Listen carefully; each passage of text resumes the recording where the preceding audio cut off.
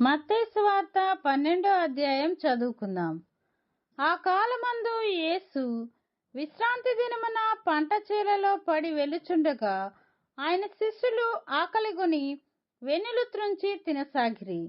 పరిసయ్యులది చూచి, ఇదిగో, విశ్రాంతి దినమున చేయకూడనిది నీ శిష్యులు చేయుచున్నారని ఆయనతో చెప్పగా, ఆయన వారితో ఇట్లనెను, తానును తనతో కూడా నున్నవారును ఆకలిగొని ఉండగా దావీదు చేసిన దాని గురించి మీరు చదవలేదా?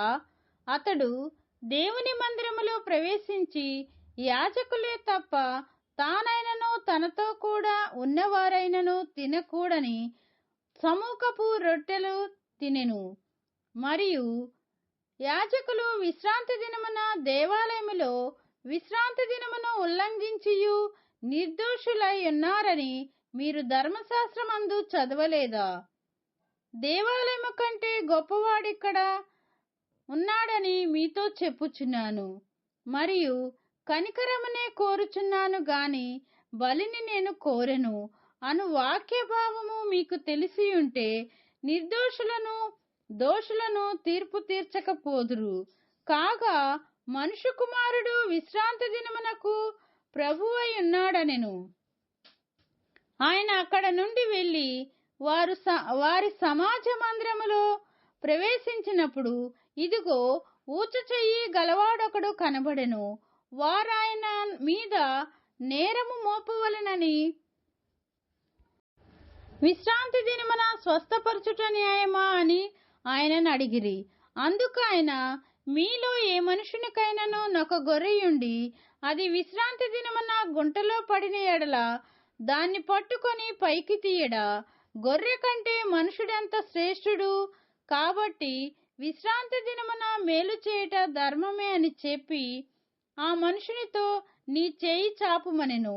వాడు చేయి చాపగా రెండవ దాని వలె అది బాగుపడెను.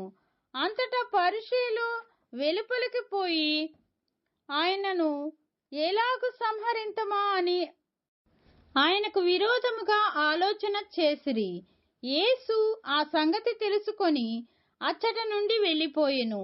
బహుజనులు ఆయన వెంబడింపగా ఆయన వారందరినీ స్వస్థపరిచి తన్ను ప్రసిద్ధి చేయవద్దని వారికి ఆజ్ఞాపించెను.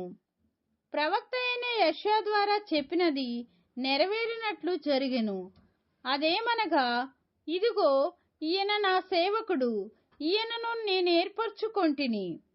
ఈయన నా ప్రాణమునకిష్టుడైన నా ప్రియుడు, ఈయన మీద నా ఆత్మనుంచెదను. ఈయన అన్యజనులకు న్యాయ విధిని ప్రచురం చేయును. ఈయన జగడమాడడు, కేకలు వేయుడు. వీధులలో ఈయన శబ్దం ఎవనికిని వినబడదు. విజయముందుటకు న్యాయ విధిని ప్రబలం చేయ వరకు ఈయన నలిగిన రెల్లును విరువడు. మకమకలాడుచున్న అవిసె నారను ఆర్పడు. ఈయన నామమందు అన్యజనులు నిరీక్షించెదరు అనున్నదే. అప్పుడు దెయ్యం పట్టిన గ్రుడ్డివాడును మూగవాడునైన ఒకడు ఆయన యొద్దకు తేబడెను. ఆయన వానిని స్వస్థపరిచినందున ఆ మూగవాడు మాట్లాడు శక్తియు చూపును గలవాడాయెను.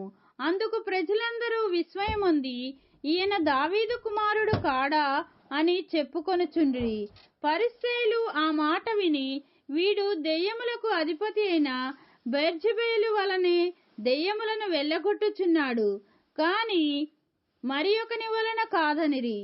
ఆయన వారి తలంపులనెరిగి వారితో ఇట్లనెను, తనకు తానే విరోధముగా వేరుపడిన ప్రతి రాజ్యము పాడైపోవును. తనకు తానే విరోధముగా వేర్పడిన ఏ పట్టణమైనను ఏ ఇల్లైనను నిలువదు. సాతానును వెళ్ళగొట్టిన ఎడల తనకు తానే విరోధముగా వేరుపడును. అట్లయితే వాని రాజ్యమేలాగు నిలుచును? నేను బెల్జెబూలు వలన దెయ్యములను వెళ్ళగొట్టుచున్న ఎడల మీ కుమారులు ఎవరి వలన వాటిని వెళ్ళగొట్టుచున్నారు? కాబట్టి వారే మీకు తీర్పరులై యుందురు.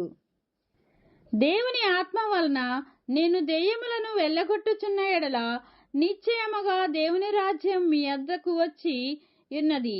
ఒకడు మొదట బలవంతుణ్ణి బంధింపని ఎడల ఎలాగూ ఆ బలవంతుని ఇంటిలో చొచ్చి అతని సామాగ్రి దోచుకొనగలడు? అట్లు బంధించిన ఎడల దాని ఇల్లు దోచుకొనును. నా పక్షమున నుండని వాడు నాకు విరోధి, నాతో కలిసి సమకూర్చునివాడు చెదరగొట్టువాడు. కాబట్టి నేను మీతో చెప్పునదేమనగా, మనుషులు చేయు ప్రతి పాపమును దూషణయు వారిని క్షమించబడును గాని ఆత్మ విషయమైన దూషణకు పాపక్షమాపణ లేదు.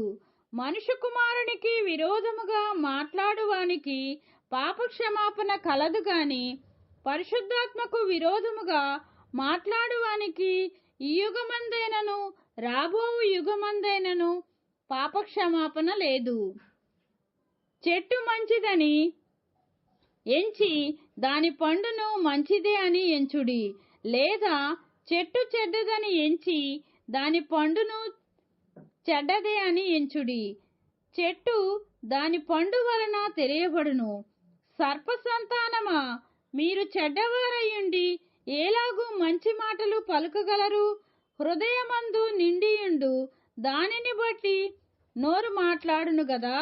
సజ్జనుడు తన మంచి ధననిధిలో నుండి సద్విషయములను తెచ్చును, దుర్జనుడు తన చెడ్డ ధననిధిలో నుండి దుర్విషయములను తెచ్చును.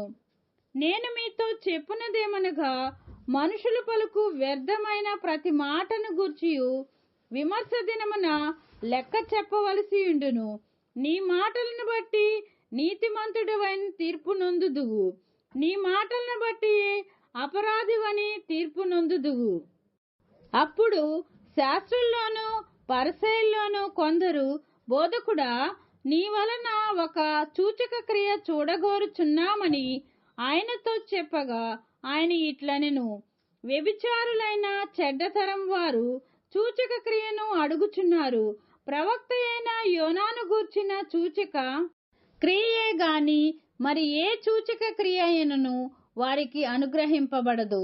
యోనా 3 రాత్రింబగళ్ళు తిమింగ్లము కడుపులో ఎలాగుండెనో అలాగూ మనుష్య కుమారుడు 3 రాత్రింబగలు భూగర్భములో ఉండును. నినివే వారు యోనా ప్రకటన విని మారు మనసు పొందిరి గనుక విమర్శ సమయమున నినివే వారు ఈ తరము వారితో నిలువబడి వారి మీద నేరస్థాపన చేతురు. ఇదిగో, యోనా కంటే గొప్పవాడు ఇక్కడ ఉన్నాడు. విమర్శ సమయమున దక్షిణ దేశపు రాణి ఈ తరము వారితో నిలువబడి వారి మీద నేరస్థాపన చేయును. ఆమె సొలొమోను జ్ఞానం వినుటకు భూమి అంతముల నుండి వచ్చెను. ఇదిగో, సొలొమోను కంటే గొప్పవాడు ఇక్కడ ఉన్నాడు. అపవిత్రాత్మ ఒక మనుషుని వదిలిపోయిన తరువాత అది విశ్రాంతి వెదకుచు నీరు లేని చోట్ల తిరుగుచుండును. విశ్రాంతి దొరకనందున నేను వదిలి వచ్చిన నా ఇంటికి తిరిగి వెళ్ళుదుననుకొని వచ్చి ఆ ఇంట ఎవరునూ లేక అది ఊడ్చి అమర్చియుండుట చూచి, నేను వెళ్ళి తనకంటే చెడ్డవైన మరి 7 దెయ్యములను వెంట పెట్టుకొని వచ్చును అని దానిలో ప్రవేశించి అక్కడనే కాపురముండును. అందుచేత ఆ మనుషుని కడపటి స్థితి మొదటి స్థితి కంటే చెడ్డదగును. అలాగే ఈ దుష్టతరము వారికి సంభవించునెను. ఆయన జన సమూహములతో ఇంకా మాట్లాడుచుండగా, ఇదిగో, ఆయన తల్లియు సహోదరులను ఆయనతో మాట్లాడగోరుచు వెలుపల నిలిచియుండిరి. అప్పుడొకడు, ఇదిగో, నీ తల్లియు నీ సహోదరులను నీతో మాట్లాడవలనని వెలుపల నిలిచియున్నారని ఆయనతో చెప్పెను. అందుకు ఆయన తనతో ఈ సంగతి చెప్పిన వాణ్ణి చూచి, నా తల్లి ఎవరు, నా సహోదరులెవరు అని చెప్పి తన శిష్యుల వైపు చేయి చాపి, ఇదిగో నా తల్లియు నా సహోదరులను, పరలోకమందున్న నా తండ్రి చిత్తము చొప్పున చేయువాడే నా సహోదరుడును నా సహోదరియు నా తల్లియు అనెను. దేవుడు తన వాక్యమును దీవించునుగాక. ఆమేన్.